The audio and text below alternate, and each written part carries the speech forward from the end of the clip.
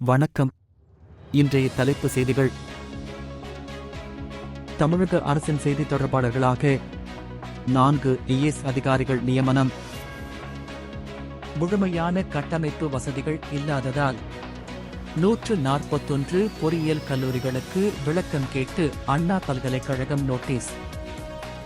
உப்பியில் திருமண இணையதளம் மூலமாக 25 பெண்களை ஏமாற்றி 40 லட்சம் ரூபாய் பணம் பறித்து போலி ராணுவ அதிகாரி கைது. மாநிலங்களவைக்கு முன்னாள் வெளியுறவு செயலர் உட்பட 4 எம்பி-க்களை நியமித்தார் குடியரசுத் தலைவர் திரௌபதி முர்மு. வாழ்த்து தெரிவித்தார் பிரதமர் மோடி. இசையமைப்பாளர் இளையராஜா தொடர்ந்த வழக்கில் நடிகை வனிதா விஜயகுமார் ஒரு வாரத்தில் பதிலளிக்க சென்னை உயர் நீதிமன்றம் உத்தரவு.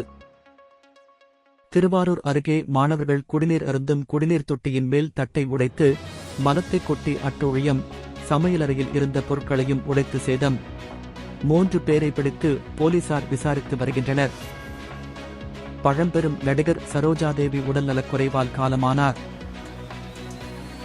மடப்புரம் கோயில் காவலாளி அஜித்குமார் கொலை வழக்கில் விசாரணையை தொடங்கியது சிபிஐ.